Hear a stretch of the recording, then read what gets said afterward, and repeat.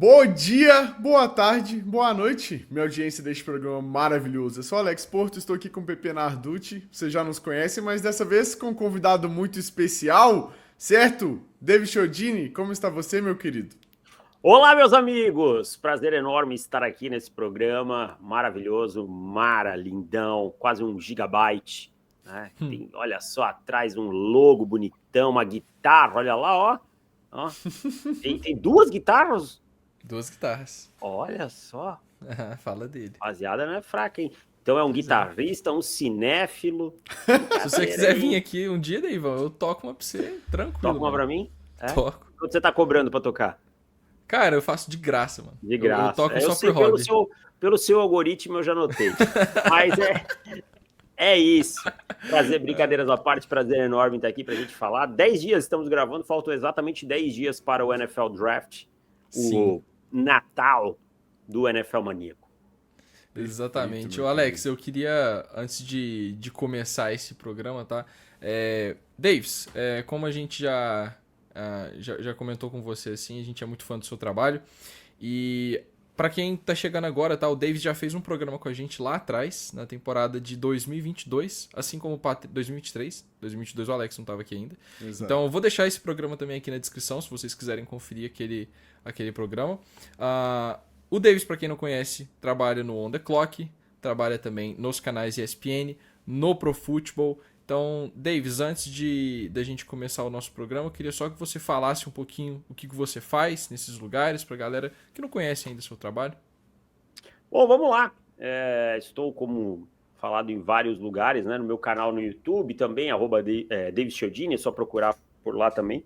Sou analista de futebol americano, exclusivamente trabalhando com isso desde 2020, mas já produzindo desde 2017, tá? Tive um passado no futebol americano nacional como treinador por 10 anos. E comento desde 2022, já tive 3 temporadas completas de NFL e College Football nos canais ESPN. No Pro Football, a gente fala mais sobre NFL. O Pro Football está num breve hiato, volta aí pelo meio do ano.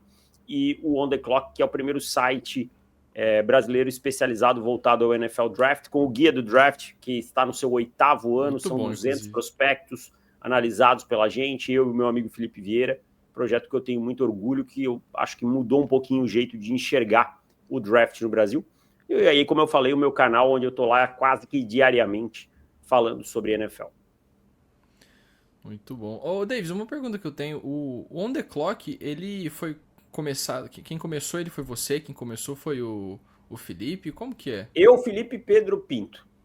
Eu, Felipe Pedro Pinto, eu conheci o Pedro conhecia o Felipe, e aí a gente resolveu fazer, mas o Pedro teve que, por razões pessoais do trabalho dele, sair logo no primeiro ano. Logo no primeiro ano do projeto. Não sabia que é que o PP foi de lá, não. 2017 para 2018, né? Ou seja, para o draft de 2018. Foi fundado em 2017, começou a produzir conteúdo em 2017, para o primeiro guia seu de 2018, daquela classe de Josh Allen, Baker Mayfield, Lamar Jackson e esses caras todos. Bom. Perfeito, mestre. E aí, bom, falando de NFL Draft, chamamos você para conversar hoje sobre o tema deste programa, que será os times que chegam mais pressionados para esse recrutamento, né? Então, quero começar com o PP aqui, meu querido. Qual time você acha que chega aí? Um deles, né? Claro, que chega mais pressionado nessa primeira rodada do draft. Tá, eu separei 2 times, tá? E primeiro eu vou puxar a sardinha pro meu lado, porque não tem como falar que São Francisco não está muito pressionado nesse draft. E aí, as 2 equipes que eu separei, eu vou mencionar a segunda é o Kansas City Chiefs, mas primeiro eu vou desenvolver no São Francisco 49ers. Foram equipes que fizeram off-season um pouco silenciosas, que eu acho que não necessariamente perderam oportunidades, mas deixaram claro que elas vão endereçar certas posições no draft e não pagando caro para veteranos, né? E o que São Francisco fez foi basicamente trazer apenas jogadores pontuais ali para rotação. Acho que muitos caras que talvez não vão nem fazer o roster no final no roster de 53, né, para a temporada. E se livrou de muitos jogadores, né? Se livrou de Jay Greenlaw, se livrou de Aaron Banks, se livrou de Talanoa Hufanga. E você precisa... Samuel. Beleza. Hã? Deebo Samuel, exatamente, foi trocado lá para o Washington Commanders. E você precisa, de alguma forma, estancar esse sangramento. Eu entendo o que São Francisco fez, que foi abaixar um pouco o valor da folha salarial para os anos seguintes, mas em algum momento você vai ter que trazer jogadores para compor esse elenco. Então, você precisa agora de edge, você precisa de DL, você precisa de linebacker, você precisa de um corner, você precisa de linha ofensiva. E São Francisco tem 11 escolhas no draft. Então, o que São Francisco vai fazer com essas escolhas? Não vai gastar 11 escolhas em jogadores. Então, a gente pode ter talvez um movimento de subir, pode ter um movimento de descer, mas acumular escolhas para o ano seguinte. Então, é um time que entra pressionado porque a torcida está exigindo respostas. O que John Lynch vai fazer? Os drafts passados de São Francisco foi parte do que fez a franquia estar nesse momento. Acertou em 2 classes, acertou em 2019, acertou no ano passado, mas o miolo de 2020 até 2023, São Francisco fez drafts muito porcos, que gastaram capital em jogadores que não vingaram, como o Trey Lance, por exemplo, e aí agora você está nessa situação, onde o cap está um pouco complicado, e você vai ter que acertar nessa classe para que consiga renovar um elenco estrelado, né? Então, o primeiro time que eu cito é os 49ers, Alex. Não sei se vocês concordam, mas eu tô um pouco ansioso, preocupado com o que eles vão fazer nesse draft. Eu concordo, cara. Inclusive nos times que eu tinha separado, assim, também, né? Acho que muito vem da torcida, né? A torcida dos funcionários a gente sabe como é, mas que tá frustrada e acumulada, e um pouco com razão, né? O time teve uma janela aí que não conseguiu capitalizar com o título, assim, por muito pouco, né? É duro. Então, é muito frustrante. Agora o time precisa entrar em outro momento, certo? Não que o time vai deixar de ser bom ou competitivo, mas precisa virar um pouco a chave, né? Agora que vai precisar pensar em pagar o quarterback, né? Muda um pouco as coisas, assim. Então, precisa, né, renovar o time muito pelo draft, né? E depois dessa última temporada que o time não foi tão bem, senti que eles estão bastante pressionados aí. O que você acha, Davis? Eu concordo. Acho que vão ter que pagar o Purdy, todo mundo sabe disso. Né? Mas no passado tiveram que pagar o Garoppolo. Né? Pagaram um contrato razoável para o Garoppolo na época que era o quarterback da franquia. Então, ele foi mais bem pago por 3 meses. É. Ou por, então, por 3 semanas, alguma coisa assim. Ainda assim, o time conseguiu lidar com isso. Acho que existe uma histeria em São Francisco que me incomoda um pouco, sabe? Como se o time tivesse se tornado um dos piores. Eu vejo que é um time que, óbvio, tem seus problemas a corrigir, o que é normal num fim de ciclo, e que eu acho que traz um pouco de pressão. O que traz pressão para São Francisco é não ganhar um Super Bowl. Essa é a realidade. Como é a pressão para o Dallas Cowboys de não vencer nos playoffs, não chegar a uma final de conferência. São Francisco não ganhou o Super Bowl desde quando? 94? Desde 94. Fevereiro de 95. Pegando uma proporção, vamos trazer isso aqui para o futebol nacional, é como, sei lá, se o Corinthians ou o Flamengo, ou, sei lá, o São Paulo, um time grande, o Palmeiras, ficasse 30 anos na fila. Claro que aqui é mais fácil porque a gente tem vários campeonatos, você pode ganhar um outro, né? E lá é um só. Então dá para entender um pouco melhor. Mas o que traz essa pressão é isso, sabe? São Francisco não vive uma fase ruim. Teve uma temporada no passado ruim, que foi atípica, mas eu vou te dizer que para mim se livrou de cacho que já deu banana, cara. Também sabe? acho. Pagar o que pagaram no Aaron Banks tem que deixar embora. Pagar o que pagaram no Jalen Moore tem que deixar embora, tá? O Drew Greenlaw queria mais grana, os caras foram lá oferecer, ele quis ir embora. Você vai fazer o quê? Deebo Samuel, quem me acompanha sabe que sou um defensor que Deebo Samuel deveria ter sido trocado antes da temporada passada, porque o seu valor de troca era maior. E por aí vai. Então, acho que São Francisco, a gente vai falar muito dos drafts 22, 23, o Trey Lance, né? Mas São Francisco, ano passado, vem com uma classe bem promissora, ao meu entender. Sim. Tá? São Francisco pegou o George Kittle com o John Lynch numa quinta rodada. Quinta, né? Quinta rodada. Deebo Samuel, que produziu muito tempo, numa segunda rodada. Então, conseguiu bons valores. Fred Warner numa terceira, sabe? A dupla que foi para Denver, o Greenlaw foi escolha de quinta rodada, o Hufanga foi escolha de sétima. Sexta então rodada. é isso, cara. Você também não pode taxar como se fosse um desespero. O time tem um franchise quarterback, o time tem o melhor left tackle da liga, se não o melhor, um dos melhores. O time tem o melhor linebacker da liga para mim. Tá? O time tem um pass rusher de elite no Nick Bosa. Tá? E boas peças ao redor. Então, se acertar aí 4, 5 titulares no draft, que é uma coisa que não é super simples, mas se você tem 11 escolhas, se você pode escolher as 11, se mover, entender melhor o board, você tá numa boa situação para mim. Ainda mais num draft que tá sendo muito falado sobre um draft que não vai dar talvez vários ao pros, mas vai dar bons jogadores titulares para as franquias, né? Agora, eu queria já levantar essa segunda bola, porque ontem eu fiz uma pauta que foi sobre o Kansas City Chiefs, que tem um jornalista dos Estados Unidos lá que acha que os Chiefs não são um time de playoff em 2025. Mas não é esse o ponto que eu quero entrar. Mas Santos deve ser um time de playoff. Cara, a off-season dos Chiefs é uma off-season que me chama a atenção e que eu não fico necessariamente preocupado, porque eu já vi muita coisa desse time. É um time que tá 3 anos seguidos indo pro Super Bowl. Mas vocês não acham que faltou um pouco pra essa construção de elenco dos Chiefs e que eles vão precisar fazer alguma coisa nesse draft? Porque os Chiefs escolhem de novo na 31. É um time que tá sempre escolhendo no final da primeira rodada, né? E por isso, os jogadores de primeira rodada dos Chiefs não têm sido bons jogadores. Teve lá o Félix Anudok há alguns anos, o Clyde Edwards-Helaire foi escolhido de final de primeira rodada, mas você acertou no Karlaftis, né? Então, eu vejo que os Chiefs são um time que ano passado venceram 11 jogos e perderam nenhum jogo por uma posse de bola. Então foi um time que... E quando isso aconteceu com o Minnesota Vikings, no ano seguinte os Vikings sofreram. É uma estatística que geralmente de um ano para o outro costuma virar a chave. Você não vai sempre vencer os jogos por uma posse de bola. Tem um problema. Diga. Nos Vikings não jogava o Patrick Mahomes. Tem um camarada diferente. Perfeito. Ali, né? E aí era isso que eu queria trazer. Assim, existe uma cobrança a mais ao Kansas City Chiefs, porque espera-se que eles continuem dando um elenco estrelado ao Patrick Mahomes para, assim, vencer o maior número de Super Bowls possíveis, ou a gente pode ver o que aconteceu, que os Chiefs estão há 2 anos aí com um elenco que a gente não fala que é necessariamente o melhor elenco da NFL, e que continua chegando em Super Bowl, vencendo títulos, Davis. Cara, eu acho que a construção de elenco dos Chiefs nos últimos anos me incomoda um pouco. Essa criação dessa maior Mahomes dependência do que o normal. Acho que existe algum senso de gratidão em alguns jogadores ali que atrapalha a franquia. Tá? Acho que, por exemplo, o Nick Bolton ganhou um contrato quando eu acho que talvez não precisa. E eu gosto do Nick Bolton, mas o que ele ganhou era para deixar ele testar o mercado. Tá? Acho que existem algumas coisas que me incomodam um pouco. Essa dificuldade em renovar com cornerbacks, o time simplesmente nos últimos anos deixou o Charvarius Ward embora, deixou o LeGarrette Sneed embora. Ok, o Trey McDuffie é um grande jogador, eu gosto muito do Trey McDuffie, mas você poderia ter 2 corners de alto nível, tá? E aí você pagou peças que para mim não impactariam. E eu acho que o time não tá olhando a renovação, sabe? Quando eu falo da renovação, eu tô falando Travis Kelce, eu já não contaria com ele em 2026.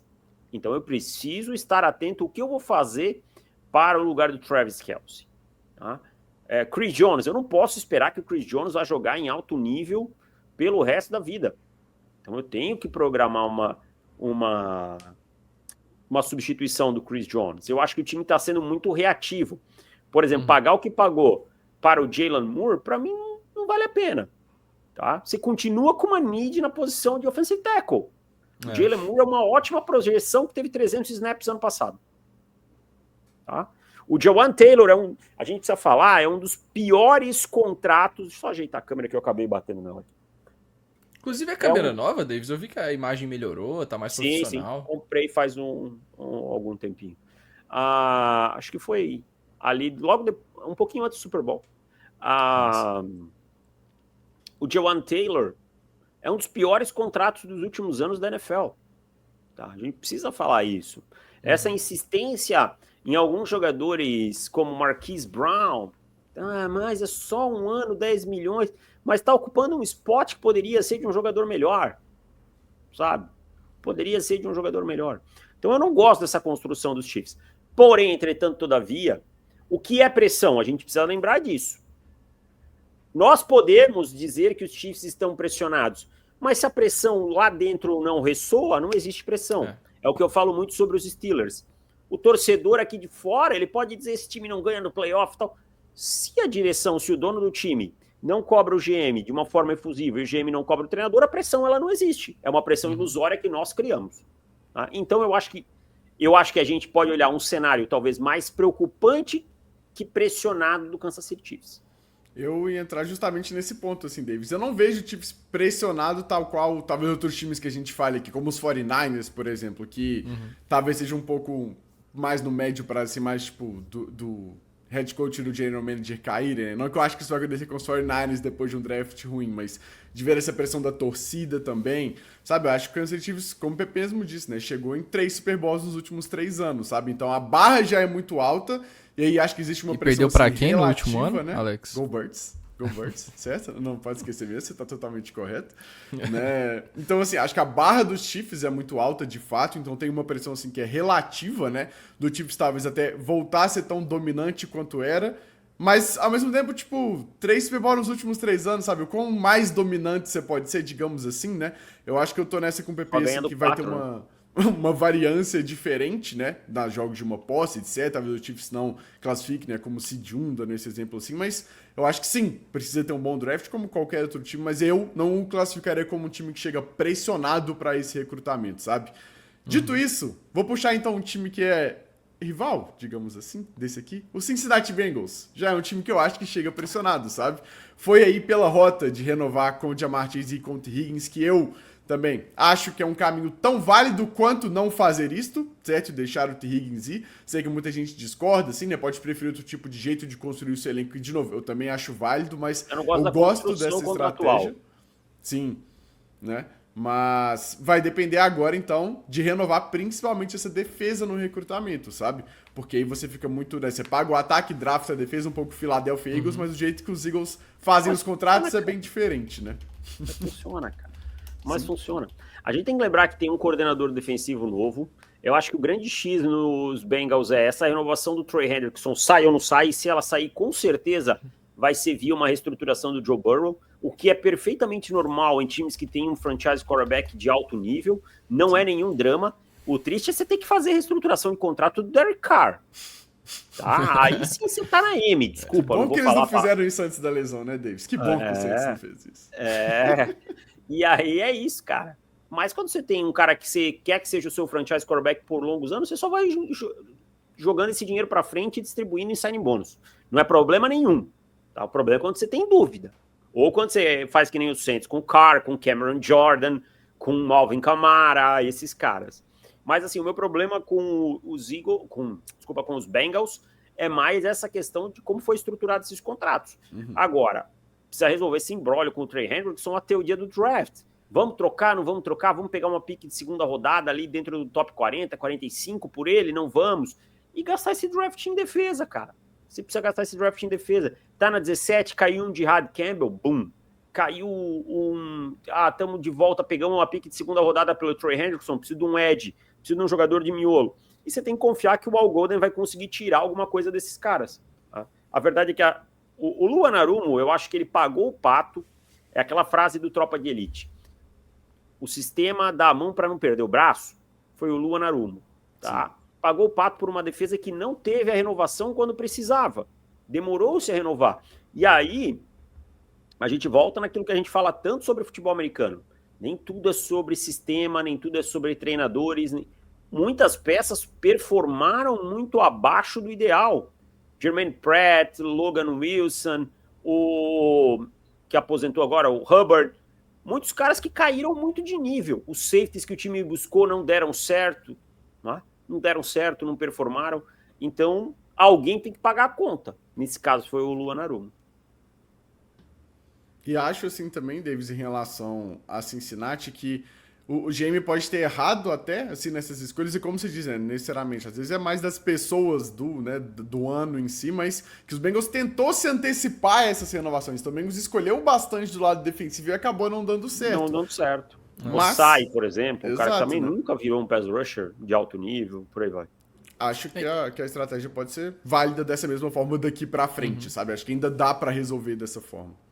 Isso que você pontua é muito importante, Davis, porque sempre que um time começa a jogar mal, a torcida e os comentaristas de internet, tá, o fã, no geral, passa a criticar o treinador, passa a criticar o sistema, mas... Chamada.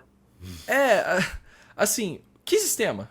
Que chamada? Você toma essa decisão, essa conclusão você tirou assistindo um jogo de 1h30, de 2 horas, que você tá vendo ali só a imagem da televisão. Então, às vezes, você precisa pontuar que os jogadores jogaram mal.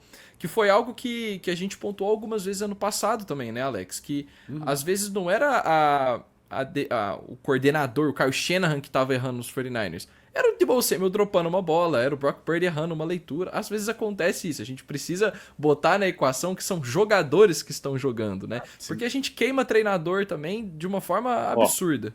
Uma coisa, o time começa 4-0, aí perde 2 jogos seguidos, o sistema é ruim. Ué, mas é exatamente o mesmo sistema que ganhou os 4 jogos. Ou alguém acha que alguém instala um playbook no meio da temporada? Impossível. Não, assim, ó, humanamente impossível.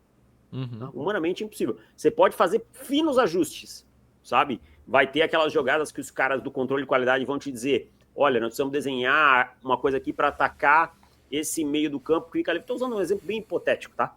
Para atacar o meio do campo que fica livre contra eles. Precisamos de mais uns 2 conceitos para a semana que vem. Vai passar para o cara que vai entregar para o coordenador ofensivo, que vai fazer isso, que vai mostrar para o head coach e pá, é isso. Não, mas não tem, cara. O sistema é o mesmo. Ninguém vai instalar um sistema novo no meio da temporada. Ninguém vai mudar um playbook no meio da temporada. Já pensou você passar o training camp inteiro, fora toda a off-season, dizendo: olha, nós somos um time que usa muito blitz nessa situação, chega na semana 3, você muda tudo? Os jogadores vão dizer assim: esse cara não sabe o que ele quer, ele não tem convicção nenhuma do que ele está fazendo, tá? Ele não tem convicção nenhuma do que ele está fazendo, tá? Então, é isso, cara, são jogadores. Eu volto a falar, eu falo isso muito, cara. Jogadores erram, screen pass, esse screen pass, por que chamou isso screen pass? Cara, se o guard acerta o bloqueio, o seu jogador tinha corrido 70 jardas, sabe? Então é isso, menos X&O e mais pessoas, tá? O jogador tem que ser mais responsabilizado pelo que acontece dentro de campo. Só que eu sempre digo, é mais fácil mirar em um, né? E muitas vezes esse um não tem a idolatria de quem está dentro de campo.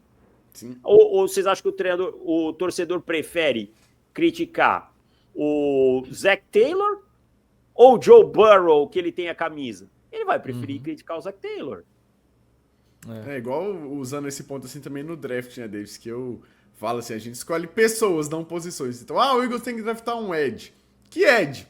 Né? Tipo assim, quem que tá lá disponível, sabe? Essa coisa. Então, cara, são pessoas no fim do dia, não são posições que a gente tá escolhendo. Exato. Você tá lá na 32, saiu todos os edges de primeira prateleira.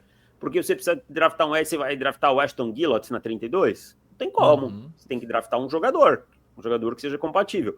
Sobre o draft em si, o board ele nem sempre vai se comportar como você quer. Você não vai conseguir resolver todos os problemas, sabe? E falar sem se colocar nas calças de quem tá tomando a decisão, eu acho que é muito injusto. Quando você pode dizer, olha, eu não acho que é o melhor caminho. Ou, numa situação ideal, não é o melhor. Mas você olhar e dizer assim, eu não faria, quando não é o seu emprego que está em risco, é muito fácil. Mas o futuro da franquia. Pois é, o futuro da franquia, se o cara não tiver empregado, não serve de nada. Né? Não é verdade? Ele quer estar lá. Ele tá pensando. O primeiro trabalho do General Manager é continuar sendo General Manager. O segundo é ganhar o Super Bowl. O primeiro é continuar no emprego. Raramente você tem uma segunda chance como General Manager. E é aquela coisa também. Toda escolha é uma escolha maluca, uma escolha indefensável, até o cara se tornar o Pro e defensor do ano como Patrick Surtain. Todo mundo falando que tinha que ser o Justin Fields, porque ele caiu até lá. Eu fiquei na hora. E não aí se provou ser algo legal. Não pelo Patrick Surtain, gostava dele como jogador. Mas pra mim, meu time tinha que pegar um quarterback naquela época e tinha que ser o Justin Fields, que estava disponível. E meses depois veio o Russell Wilson, não foi? Foi na mesma off-season? Não, foi na outra. Foi na outra? Surtain Aquele ano foi o Teddy Bridgewater que jogou, né? Que ele jogou de titular, Pois é, cara, o draft é sempre Quando falam do Denver Broncos nesse período, eu só faço assim. Não tenho nenhuma vontade de falar daquela época. Ô, Davis, já entrando nessa questão do draft, cara, eu acho que o ouro do seu trabalho tá nas avaliações de draft. E como um analista brasileiro, assim, eu queria entrar no processo que você toma quando você está analisando um prospecto, né? O que você diria, assim, que as pessoas, o fã comum da NFL, o cara que assiste o draft ali no final de semana, que vai lá, assiste os jogos da NFL, mas ele não acompanha, ele tem outras coisas pra fazer e tal. Qual que é a concepção errada que você vê que a maioria das pessoas tem com o draft, tem com a análise de prospectos, que você tendo essa visão mais aprofundada do processo, gostaria de mudar na cabeça das pessoas? O draft não é feito para você acertar, o draft é feito para você não errar. Você não está procurando exceção, você está procurando jogadores dentro de uma regra do que dá certo. Por exemplo, quando a gente fala dos braços do Will Campbell, ninguém está querendo dizer que o Will Campbell não pode jogar na NFL, ou que o Will Campbell necessariamente vai ser ruim. Mas quando eu digo que dentro da minha filosofia eu não escolheria o Will Campbell alto, é porque, em regra, jogadores com aquele tamanho de braço têm uma correlação de resultado ruim na NFL. Então eu não estou procurando uma exceção. Eu estou procurando um jogador que, dentro da regra, me entregue. Claro que, por vezes, eu vou errar um home run ali. Talvez o Will Campbell vá para a NFL e se torne o melhor tackle da liga. Como ele pode se tornar o pior? A questão é, eu não tenho como prever o que vai acontecer. Nenhum scout tem como prever o que vai acontecer. Nenhum GM tem como prever nada. Porém, você vai trabalhar com indícios. Os indícios são o quê? O tape é um bom tape, para mim, do Will Campbell, mas onde você consegue ver os problemas que a envergadura lhe causou. E você tem esse dado que mostra essa correlação. Tá? Mesma coisa quando eu falo dos running backs na primeira rodada. Por que eu não seleciono running back alto? Porque eu tenho uma correlação de jogadores draftados mais para trás que me entregam muito próximo do que um jogador de primeira rodada me entrega, quando em outras posições eu não tenho, por isso eu as privilegio. Como, por exemplo, tente achar uma grande quantidade de offensive tackles draftados da terceira rodada em diante. Compare com os offensive tackles draftados na primeira rodada. Você vai ver que o índice de sucesso é muito maior. Ah, mas aquele fulano tal, draftado na primeira rodada como offensive tackle também não deu certo. Eu não estou dizendo que todos vão dar certo, mas o índice de acerto é maior, porque existe uma escassez na posição. O mesmo vale para guard, onde eu consigo pegar jogadores mais para trás, em vez de no início, guard center. Então, a concepção das pessoas precisa, no meu entendimento, é que você faz um draft para acertar home runs o tempo todo, para acertar os hits. Não, para mim você faz drafts para não errar. Al Davis, que foi dono dos Raiders, quando ainda eram Oakland Raiders, e que foi um dos caras que fez grandes drafts nos anos 80, 70, 80, ele dizia, aí depois as pessoas estigmatizaram ele pela paixão dele pela velocidade e tudo mais, mas é um cara histórico na liga, ele dizia o seguinte sobre o draft: se você pegar um cachorro de cada raça, daqui a pouco você não sabe o que tem no seu canil. Você precisa saber o que cachorro você quer no seu canil. Tá? Então, quando ele falava isso, ele queria dizer o seguinte: o que você quer na construção do seu time? Eu quero um linebacker que faça isso, eu gosto de edges que tenham o tamanho de braço tanto, porque aí eu consigo trabalhar com ele selando a lateral, eu gosto de wide receiver mais veloz por isso. E aí entra um ponto, não existem problemas em ter filosofias de draft diferente, desde que elas existam, desde que você não jogue as escolhas ao esmo. Não faz sentido muitas coisas que eu vejo. E aí que eu critico.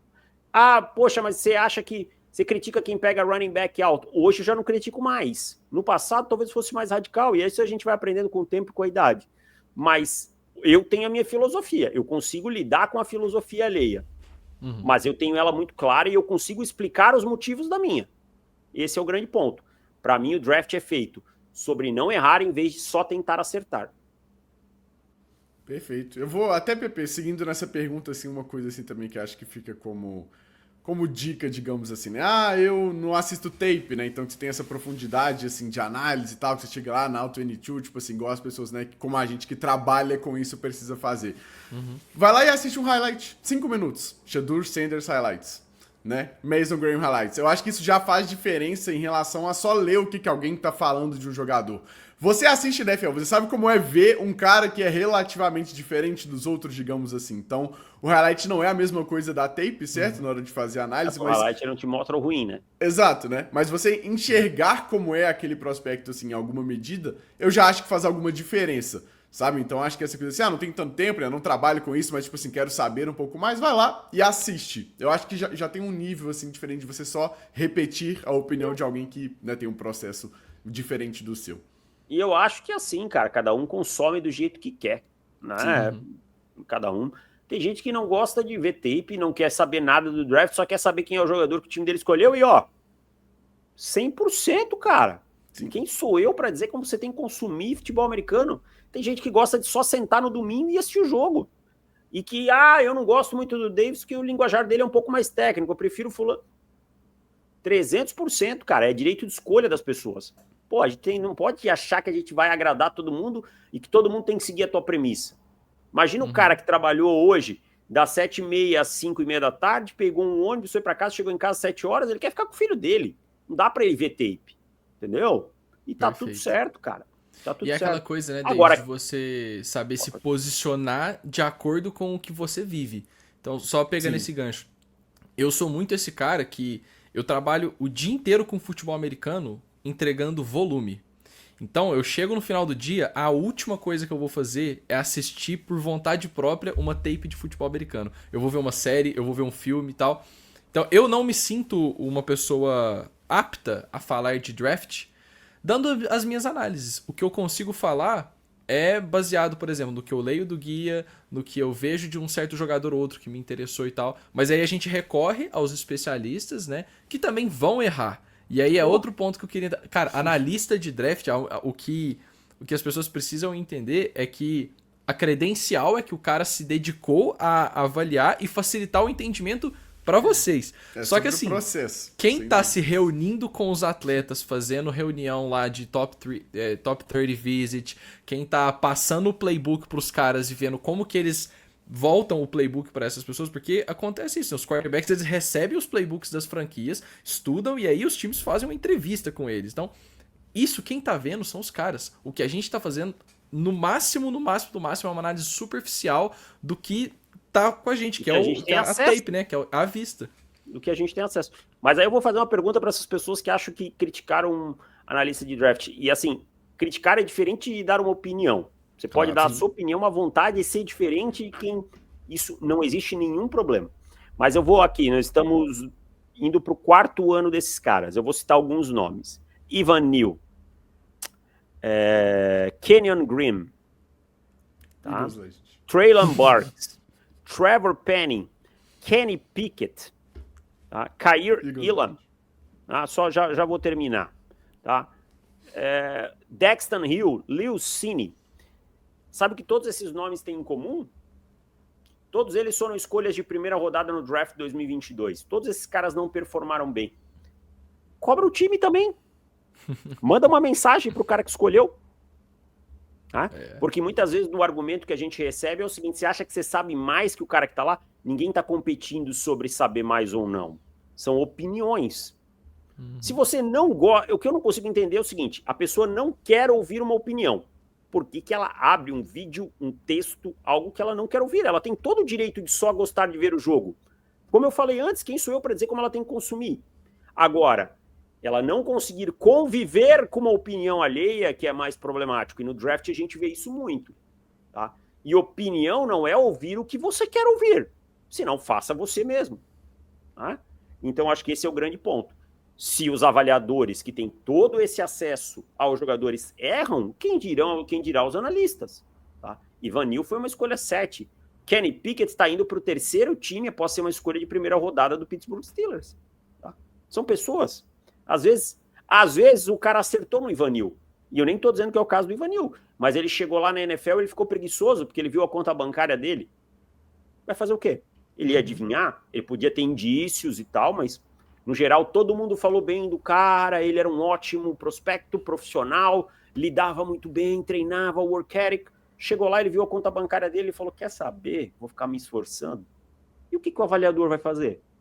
Pessoas, cara. E Davis, uma coisa que sempre me pega também, às vezes você acertou no jogador, mas no momento errado da carreira dele. Pega o caso do Baker Mayfield, galera. Vocês acham que o Browns escolheu o QB errado? O Baker Mayfield hoje é um quarterback sólido que lança 40 touchdowns numa temporada e leva o time 2 vezes seguidas aos playoffs quando ninguém dava nada. E ele tá no 4º time da carreira dele. Ele precisou passar por Panthers, ser bancado nos Panthers, ser cortado no meio da temporada e ir lá pros Rams, ter uma experiência de 3, 6 jogos ali com a escola de QBs Sean McVay, pra ir dar certo no Buccaneers, que era um lugar que, tipo, ninguém dava nada por ele. Ele foi num cara contrato meteram pequeno. competição dele com o Kyle Trask, cara. Sim. Exatamente. É a mesma coisa então, do Geno Smith. Os caras abriram competição do Geno Smith com o Drew Lock. É que as pessoas tendem a esquecer o que elas querem, sabe? O Pete Carroll tava certíssimo quando ele deixou o Russell Wilson embora pra ficar com o Geno Smith. Mentira! O Pete Carroll não tinha certeza nenhuma em torno do Geno. Ele abriu competição com o Drew Lock. E, aliás, o favorito era o Drew Lock começando a corrida. Tá? Então, eu lembro. Nossa, cara, que temporada foi essa? Outra que é boa. Os 49ers, nossa, acertaram muito na escolha do Brock Purdy. Gente, vamos ser francos, se os 49ers achassem que o Brock Purdy ia ser o que ele foi, ele jamais seria a última escolha do draft. Um quarterback com potencial, se eles vissem um potencial para ser um quarterback titular, um franchise quarterback, eles teriam escolhido muito mais alto para não correr esse risco. Então, e detalhe, Davis, eles não iam escolher o Brock Purdy. Quem fez eles escolher foi o filho do Bob Slowick, o Steve Slowick. Steve Slowick. Então, que encheu o saco, né? Eles iam pegar um jogador de Special Teams, se não me engano. Exatamente. E aí ele encheu o saco e falou, pô, tem esse cara, para um bom body camp pra gente e tal, pode se desenvolver, ser um bom QB reserva. Se não me engano, era algo nesse sentido que ele falava. E aí o Brock Purdy hoje é o titular da franquia. Então as coisas elas não seguem um fluxo que a gente espera. E o draft é assim. O esporte é assim. Eu não sei porque as pessoas querem um roteiro, que alguém acerte um roteiro antes. Sim, e sobre essa história do Brock Purdy é engraçado, porque uma coisa que me fascina muito são os bastidores da NFL. Eu acho que se eu tivesse a possibilidade de ser uma mosca por um dia, por uma semana, eu ia entrar, tipo, nas salas, assim, de discussões do draft das franquias para entender o que acontece. O Kyle Shanahan conta uma história de quando ele teve que chegar no Jed York e falar, cara, eu acho que o nosso melhor QB é esse moleque que a gente escolheu na 7ª rodada, não é o QB que a gente gastou 3 primeiras escolhas, o que eu faço? E essas coisas acontecem, sabe? A gente não tá presente nos treinos das equipes. Imagino tanto de jogador que não deve ser um leão de treino, chega lá no jogo, o cara não performa, mas a gente não entende porque. E nos treinos o cara tá lá destruindo. Então, a NFL é construída de tantas coisas que a gente não sabe 99% delas. A gente sabe 1% que é o que a gente tem acesso. E outro é um mito que todo mundo que trabalha na NFL é super competente e super inteligente. Sim. E não é. Tal qual em qualquer trabalho tem gente que é incompetente. A NFL é uma liga de relações, tá? Principalmente em staff e front office. O que tem de filho do fulano trabalhando com o ciclano porque trabalhou com não sei quem, é uma liga de relações. Isso quer dizer que todos são incompetentes, que tem algum parentesco? Não, mas tem muita gente que é fraca.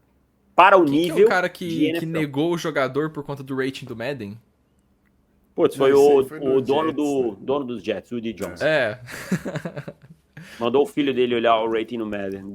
Quem era, Alex? Jerry Jeudy, eu acho, não é? Jerry Jeudy. Foi do Jerry Jeudy. Foi pros Browns aí. Cara, muito bom. Falando em front office, né? Mais alguns times assim, então, que eu acho que chegam pressionados por esse draft. Acho que é um pouco batido de, sei lá, do topo, mas o New York Giants, né? Tá todo mundo falando é maior, bastante aí. Que Debo, pra mim, principalmente mais do que o Show, mas acho que vem no pacote, né? Do jeito que a NFL funciona. E estão muito pressionados para arrumar um quarterback, né? Então assinaram aí com o Winston e com o Russell Wilson, que assim, são tapa-buracos, mas esse time precisa de uma resposta aí, pelo menos no médio prazo da franquia, certo? Mas para além disso também, né? Eu acho que chegam pressionados assim nesse draft. O que vocês acham? Eu acho que os Giants chegam bastante pressionados, que a pressão vem do principal lugar, o dono, que é quem manda, que é quem pode mandar os caras embora.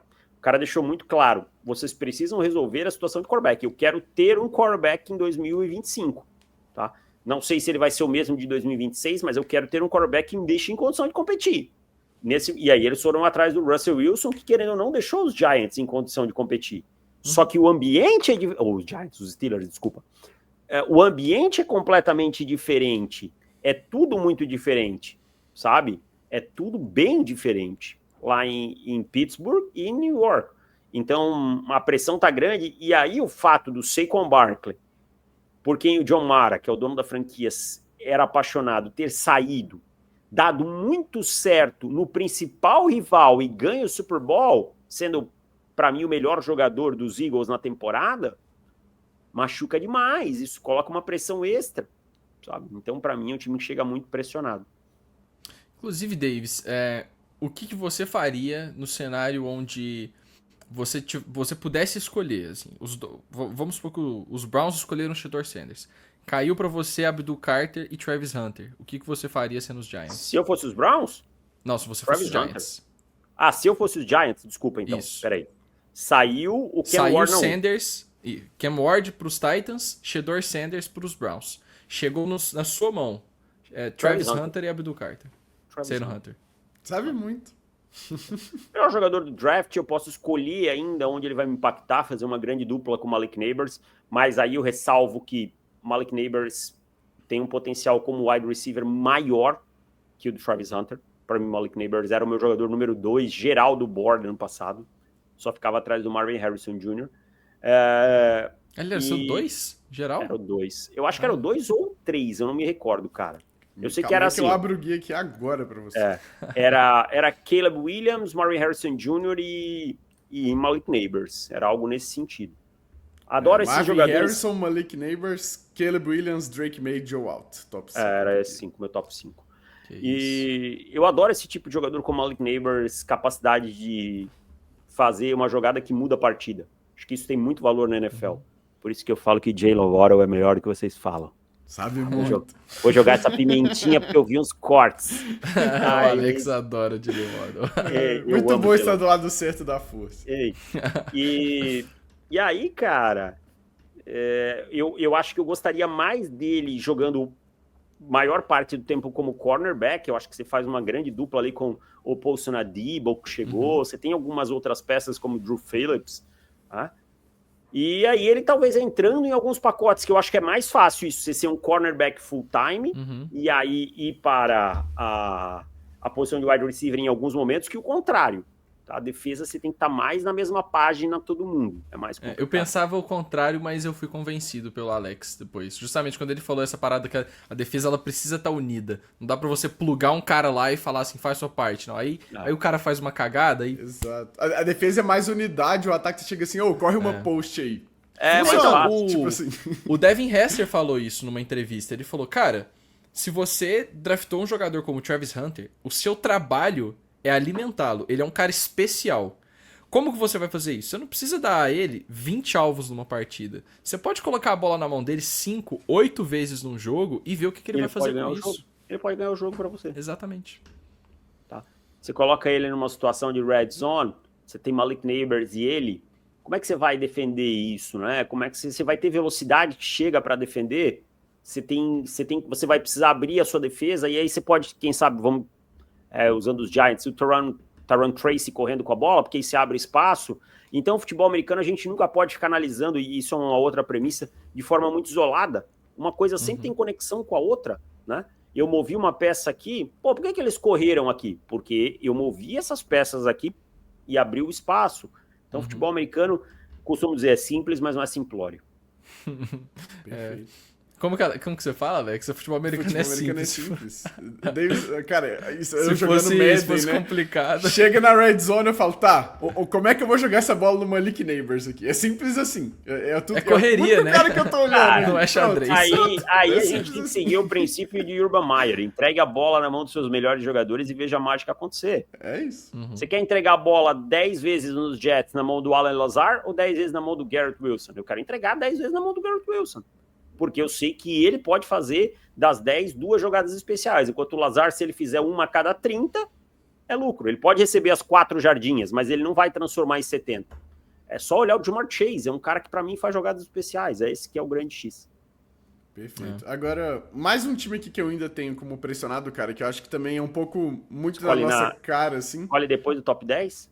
Não. Se você tiver, inclusive, pode falar depois, Davis. Mas pra mim é o Tennessee Titans, tá? Que é a primeira escolha geral. E eu sei que, tipo assim, tá chegando agora com né, um quarterback novo, certo? No Ken Ward, a gente já tem essa noção assim, mas é um regime que vai bancar tudo nele. Então, aquela coisa, né? Que você fica mais pressionado quando você escolhe o quarterback pra mim, sabe? E Então, tem um por mais ponto pra seja mim uma que é coisa o nova- head coach, né, Alex? Exato, né? Então, como é que vai ser o Brian Callahan com o Cam Ward? Então, assim, eu fiquei pensando nisso, falei assim, cara, primeira escolha, né, aquela coisa, mas eu acho que chega pressionado, sabe? De começar essa nova era com o Cam Ward agora. A Josina Anderson postou um boato. Boato não.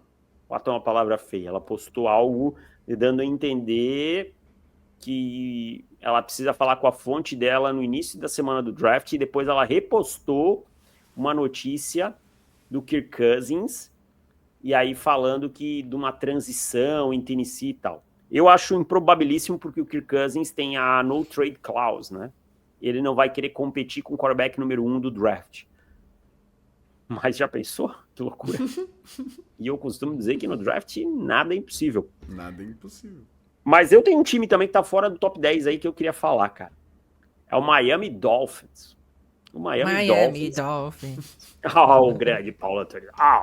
Jovem! O Jovem. Mandei o guia pra ele, ele agradeceu. Obrigado, Jovem. Tá muito legal. O jovem guia. Que jovem guia. Correto. O Miami Dolphins, cara, não vence um jogo de playoff desde 2000. O Chris Greer, não sei como ele ainda tá no cargo de GM. Ele convenceu o Stephen Ross que o Tua Tagovailoa era o cara da franquia e ele fez o famoso Tank for Tua, né? Ou seja, ele se livrou de vários jogadores, Laramie Tunsil, Minkah Fitzpatrick, vários talentos, teve aquelas temporadas horrorosas e pegou o Tua. O plano Tua começou a ganhar corpo depois da saída do Brian Flores, deu uma boa melhorada, ganhou o segundo contrato, mas estagnou. O Tua tem tido problemas nos momentos decisivos. Tá? É um quarterback que eu acho que começa a entrar a temporada sob pressão, porque uma troca dele em 2026 salva bastante dinheiro, tá? E ele teria mercado, sem sombra de dúvida, é um quarterback com capacidade de ser um titular na liga. Tá? O Tyreek Hill deu várias declarações no final do ano, tá muito se falando de uma troca sobre nele e tudo mais. O Mike McDaniel também foi bastante questionado na última temporada. Eu não sei, eu acho que o Miami Dolphins é uma equipe que entra sob pressão nesse draft. Nos últimos anos não tem draftado jogadores de linha ofensiva na primeira rodada, e isso tem sido um problema nesse ataque. Então acho que o Miami Dolphins é uma equipe que entra no draft pressionado, sim. Inclusive, eu ia te perguntar isso. Você priorizaria, assim, vamos supor que os dois melhores nomes da classe já saíram ali, o Membu e o Will Campbell. Na escolha dos Dolphins, se o terceiro melhor tackle chega, que agora eu não lembro quem que você colocou no guia. Josh Simmons, possivelmente. Josh Simmons. Você puxa o gatilho no Josh Simmons? Cara, eu acho que o problema dos Dolphins não é nas laterais. No miolo, né? É no miolo. Tá? E então eu acho que os Dolphins eles não estão obrigados nessa posição de OL na primeira rodada. Eu penso um pouquinho diferente das pessoas. Vamos seguir a lógica. O Austin Jackson, ele é um jogador sólido na posição de offensive tackle, no lado direito. Ele é especial. Depois, né, que ele saiu do Titans. Isso. Ele é um jogador especial, ele é um jogador fora da curva? Não. Mas ele é um sólido offensive tackle para o que os Dolphins precisam. Tá? Você draftou o Patrick Poe ano passado na segunda rodada. É o que eu digo, se você tem um plano, você tem que seguir um plano. Teron Armstead se aposentou, o Patrick Poe tem um amostral pequeno, mas eu particularmente gostava muito mais dele no draft do que as pessoas. Então eu plugaria o Patrick Poe na esquerda e o Austin Jackson. Tá? Uhum. E aí o que eu penso? O time foi atrás do James Daniels, né? Eu estaria de olho em mais um guard, e eu não selecionaria na 13. Tá? Aí eu acho que o time tem outros problemas. Por exemplo, para além do Jalen Ramsey, que já não é mais o cornerback que era, quem é o outro corner dos Dolphins? Tá? Javon Holland foi embora. Tá? Javon Holland foi embora. O miolo dessa linha, de linha defensiva também precisa de um jogador para jogar ao lado do Zach Siller. Tá? O Tyreek Hill vai ficar ou vai? Sabe? Então você está numa condição de, às vezes, ter jogadores melhores que ainda assim são buracos que você tem no elenco. Tá? O time buscou o James Daniels para a posição de guard e tal. Eu acho que você consegue bons jogadores de OL mais para trás, segunda e terceira rodada. E eu acho que a posição de offensive tackle, você pode não ter os primes, tá? e se você disser, eu vou puxar o gatilho no Josh Simmons, eu não acho nenhum absurdo, tá? No Armand Bull, não acho nenhum absurdo, mas eu acho que você tá meio desvirtuando o plano. Só uma errata aqui, eu tinha falado que o Austin Jackson foi trocado, eu confundi ele, mas o que eu ia falar sobre os Dolphins, eles tendem a ter boards não muito consensuais com a maioria dos analistas, né? Ano passado... Lembram qual time? De onde veio o Mike McDaniel? Yes. 49ers, E ano passado foi o Chop Robinson, né? O próprio Austin Jackson foi considerado reach na época. Eles pegaram Jalen Waddle acima de caras como Devontae Smith, que na época também foi uma surpresa. Então, assim, essa escolha dos Dolphins, cara, é uma daquelas que em todo mock é diferente. Eu já vi Tyrone McMillan nos Dolphins, eu já vi J.D. Barron, vi Will Johnson, Will Campbell. Essa escolha 13 vai ser uma das mais divertidas. E aí eu levanto aqui a possibilidade. Imagina se o Tyreek Hill é trocado no dia do draft. E eles voltam pro final da primeira rodada, por exemplo. E aí eu vou falar até de um vídeo que eu vou lançar na sexta-feira. Que dia que o timeout sai? Hoje à noite. Timeout sai hoje. Sai hoje. O vídeo que eu vou lançar na sexta-feira, que é inclusive uma teoria meio maluca. É o que eu falo. É uma teoria, ela é provável? Não. Mas que um dos times com uma queda do Shedeur Sanders, que pode estar com o quarterback pressionado, é justamente o Miami Dolphins. Vai que o Mike McDaniel ama o Shedeur Sanders e acha que ele é um grande upgrade. Né? Essa liga é uma liga que replica o que aconteceu de certo nos outros lugares, cara. Tá? A gente viu o Jordan Love ficando 2 anos no banco e dando certo. O Michael Penix foi escolhido e, para mim, muito mais obra do acaso. Abre aspas, deu certo porque o amostral é mínimo, tá? Mas, querendo ou não, os Falcons têm o quarterback para quando o Kirk Cousins se machucou, tá? Que vai ser o seu titular. Então essa liga ela replica, o Patrick Mahomes ficou no banco, blá, blá, blá, blá. Talvez, na pior das hipóteses, eles podem pensar, olha, deixamos então o Shedeur Sanders 2 anos no banco, tá? Ou se o Tua não jogar bem, ano que vem ele já entra e esse time é dele. Pode ser um dos quarterbacks pressionados. O outro eu não vou falar, você vê o vídeo sexta-feira. Se inscreve no meu canal também, senão eu vou voltar aqui, hein? Vou voltar aqui e cobrar. Agora, imagina o tanto que o Deion Sanders ia falar se o Shedeur Sanders fosse escolhido para os Dolphins para ficar 2 anos no banco, cara. Ia ser bom demais essa novela. Pois Ô, Davis, uma coisa que eu queria te perguntar, assim, a gente tá chegando pro fim do programa. Eu queria que você falasse um prospecto que você acha que vai acabar saindo mais alto do que a maioria do pessoal acredita. Pode ser um prospecto que você tem mais alto do que a maioria, um sleeper. E um prospecto que o consenso tem alto e você tem mais baixo do que a maioria.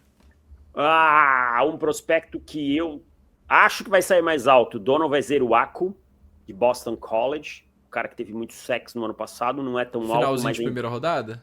Eu acho que sai mais alto ainda, acho que sai dentro do top 20. Tá? Talvez até seja uma pequena bold prediction minha.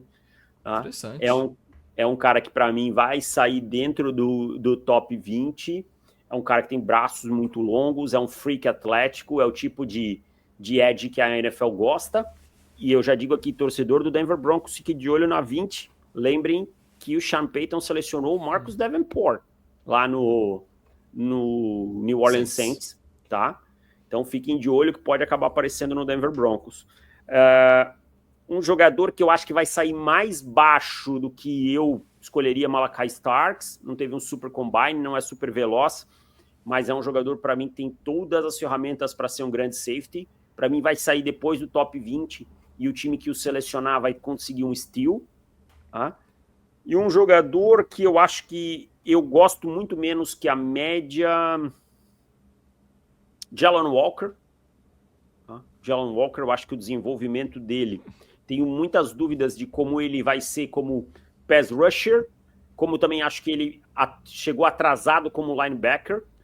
Eu vejo nele o Zach Baum chegando na liga. Se ele não cair num lugar muito certo para usá-lo, ele pode ter seus problemas. O Zach Baum foi isso no Saints, né? Para mim foi mal utilizado, só foi se desenvolver ano passado lá jogando com o Vic Fangio. Tá? Então, para mim, é um prospecto que eu gosto menos. E o último que eu gosto mais do que a média é o Will Johnson. Já digo para você, que é torcedor do 49ers, se estiver na 11, seleciona, que vai ser melhor que o Lenoir no futuro, hein? Vixe, aí tocou assim, o PP vai falar algo aí, ó. Não, eu gosto do Lenoir, mas é só porque o Alex, quando eu falei ano passado, a gente falou de jogadores que poderiam ter um ano breakout, assim. E eu falei Lenoir.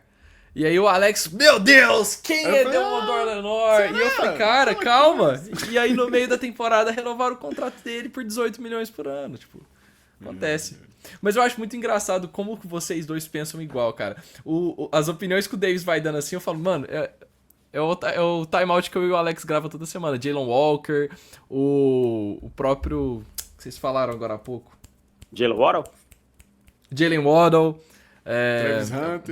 Travis Hunter. Mas essa do Travis Hunter eu fui convencido. Porque eu era do time que falava que jogar em duas posições na NFL é algo que é arriscado, que pode dar mais errado do que certo, mas aí eu parei pra assistir o Travis Hunter. E outro mundo. é muito complicado, porque você quer colocar ele como o melhor wide receiver, como o melhor corner. E como que você chega no time? E como que você chega no time e fala, não, mano, não usa ele em uma das posições, escolhe em qual que você vai botar ele. Mas aí entra nessa questão dos Giants. Ele vai ser o seu melhor wide receiver? Pra mim, não. Pra mim, o Malik Neighbors vai ser um wide receiver melhor que ele. E aí talvez isso seja a melhor coisa pra ele, né? Sim. Exato. E aí a gente entra numa coisa que acontece muito quando a gente fala de NFL. Ou existe um saudosismo extremo, né? O que já tá, o que já foi é melhor, ou a novidade sempre é melhor. A gente às vezes não consegue encontrar um meio termo ali. Por exemplo, em algumas discussões, quem foi melhor em tal posição? Sempre vai ser o cara que jogou em 97. Tá? Nunca vai ser o cara... Por exemplo, quem foi melhor? Saquon Barkley ou Todd Gurley? Todd Gurley, porque ele, meu Deus, naquela época nos Rams, sabe? Tipo, parece que não... Nem sei quem foi melhor, mas eu acho que existe uma discussão, no caso. Pelo menos existiria uma discussão. Ou o cara que arrebentou agora, né, que chegou agora, ele sempre é melhor que o prospecto que já estava. O cara... Que absurdo, o Travis Hunter vai ser... O Malik Neighbors vai ser melhor que o Travis Hunter. Tá maluco? Não sei o quê, sabe? Então, às vezes só ter um pouquinho de equilíbrio, um pouquinho de calma para ver as coisas funcionam melhor. Perfeito, mestre. Então, é isso. Finalizar esse programa maravilhoso aqui, né? Como o Pepe disse, assim, a gente pensa futebol americano muito parecido, né? E é engraçado que eu não fico conversando tanto com o Davis, assim, sobre, né? Mas acho que a gente pensa, assim, igual, por exemplo, o Jalen Walker, a gente pensa diferente, certo? Eu acho que ele pode ser mais um edge, assim, porque ele não é tão bom cobrindo passe, né? Enfim, a gente tem nossas discordâncias, mas sempre bom te ter aqui, meu querido, falar de draft, falar de NFL, certo? E, então, fico muito feliz com sua presença, né? Agradeço muito aqui, PP também, né? Imagino vai dizer o mesmo. E lembra, galera, deixa o like, se inscreve aqui no canal do Endzone Brasil. O Davis vai falar aí das coisas dele de novo, né? Na hora de se despedir, então também vão lá conferir o canal do mestre, certo? Posso? Claro. Claro, eu não vou falar nada pro Davis, não. Não, acho que já falei no começo. Achei que você tava na Tailândia. Eu falo através de Reels. Reels, que eu compartilho. Essas piadas internas do parte do Níquel aqui, né, cara? Muito bom. Complicada essa aí, hein? Me assusta. Mas, enfim. Gente, obrigado pelo convite. Já falei todas onde eu estou, né? No meu canal, também estou lá no Pro Football On The Clock, nos canais ESPN durante a temporada. E muito obrigado pelo convite, pela parceria. Já falamos, eu e o Alex, pensando no futebol americano muito parecido. O PP também pensa, mas é que ele é muito clubista, ele fica lá surtando lá. Já fui vamos mais. ver se esse ano. Vamos ver se esse ano ele continua surtando. No passado eu entrava lá no Twitter lá e ele tava arrebentando as calças lá. Tem que mandar esse cara embora! Não sei o quê. Mas é isso. Tá? O importante é que podemos pensar igual ou diferente, desde que respeitemos sempre a opinião do outro. Isso é uma premissa que eu tenho no meu canal e tenho certeza que vocês têm aqui, de que quem fala com educação sempre vai ser respeitado. Agora, quem falta com educação também não vai receber a resposta adequada. Vide o hater do Jared Goff. O hater não, o fã do Jared Goff. É a conta burner do Jared Goff em português. Essa aí viralizou, rapaz. Eu não imaginava. Os caras veio lá chamar, o que ele falou? Os babaca do Endzone. Babaca é você, rapaz. Vai te catar. Muito bom, cara. Segue teu rumo. Mas é isso. O melhor foi o Davis no WhatsApp, assim. Saca sua mijada que eu dei num hater de vocês. O cara vem no meu canal falar mal dos meus amigos. Que é isso, cara? Se fosse na rua, a conversa era diferente, hein, tio?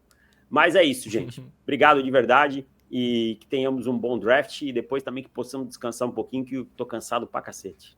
Pelo amor de Deus. Perfeito. Alex, acabei de perceber que eu estou no frame verde e você no vermelho. É mesmo? É. Ah, é Calma sobre aí. isso. Eu sou 49ers desde criança. Agora esquece, Go Birds! E eu sempre torci pro meu Eagles, sempre fui um fã de Jalen Sabe Hurts, muito, então... isso aí. Já que eu me troquei de posição aqui, Alex, se inscrevam no nosso canal, curtam, comentem, compartilhem e Timeout volta na segunda-feira que vem. Convidado ainda a definir e quarta-feira tem reconstrução do New York Giants, né, Alex? A livezinha tá legal, os cortezinhos estão ficando legais, tem uns momentos assim que tá cinema. Se eu fosse vocês, eu ia lá assistir. Até semana que vem. Tchau, tchau. Valeu.